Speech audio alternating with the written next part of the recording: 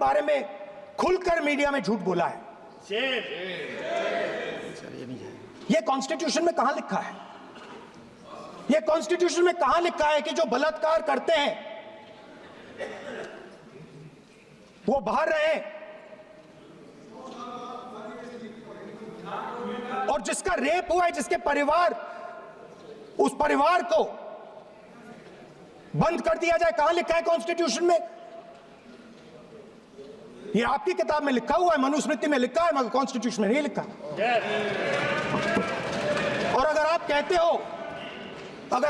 हो कि यूपी में आपका राज है और वहां पे कॉन्स्टिट्यूशन नहीं लागू होता है, वहां पे मनुस्मृति लागू हो रही है।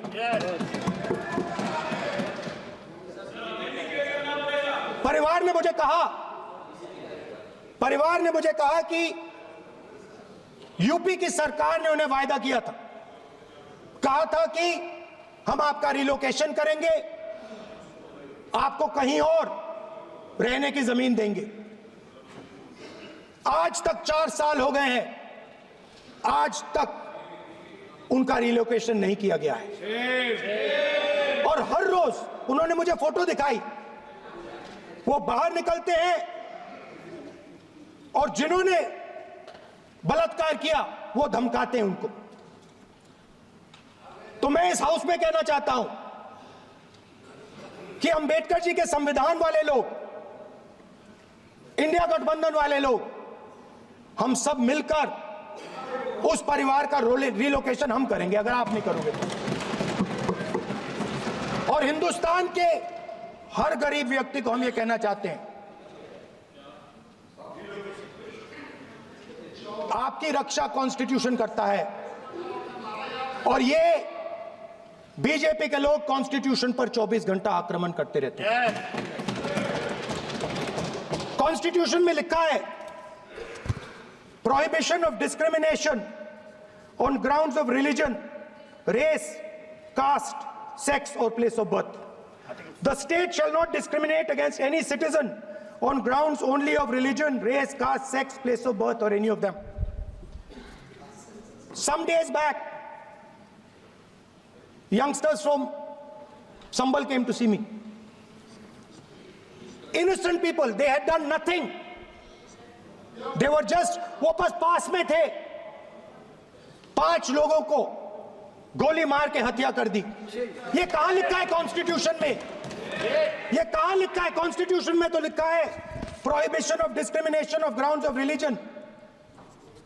और जहां भी आप जाते हो, एक धर्म को दूसरे धर्म से लड़ाते हो, नफरत फैलाते हो।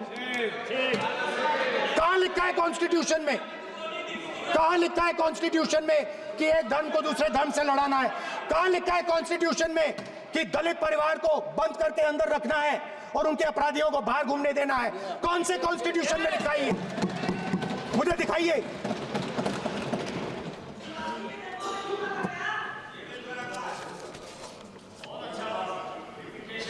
स्पीकर सर, हमारी जो विचारधारा है, इंडिया गठबंधन की विचारधारा है, वो देश में कॉन्स्टिट्यूशन लाई है। हम सब मिलकर कॉन्स्टिट्यूशन की रक्षा करते हैं। अंबेडकर जी ने कहा था, if there is political equality but no social and economic equality, political equality will be destroyed. ये अंबेडकर जी के शब्द हैं और आज ये बात सबके सामने है। पॉलिटिकल इक्वालिटी जो थी वो खत्म हो गई है।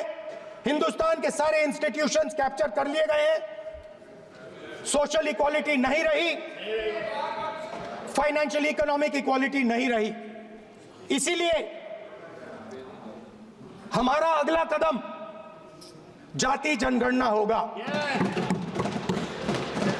हम देश को दिखाना चाहते हैं कि आपने किन लोगों का और कहां-कहां अंगूठा काटा है। हम दलितों को, आदिवासियों को, पिछड़ों को, किसानों को, मजदूरों को दिखाना चाहते हैं कि आपने किस-किस का अंगूठा काटा है। इसलिए जो मैंने वायदा किया था, इसी हाउस में यहां हम कास्ट सेंसस लागू करेंगे। और उसके बाद हिंदुस्तान में एक नए तरीके का विकास होगा, एक नई तरीके की राजनीति होगी। जो मैंने पहले कहा था, जो आपको अच्छा नहीं लगता है, 50% रिजर्वेशन, उस दीवार को हम यहां तोड़ेंगे। 50% रिजर्वेशन की दीवार और जाति जनगणना हम यहां करा के दिखाएंगे। आपको जो कहना है कर लो, कह लो। स्पीकर सर, बहुत बहुत धन्यवाद।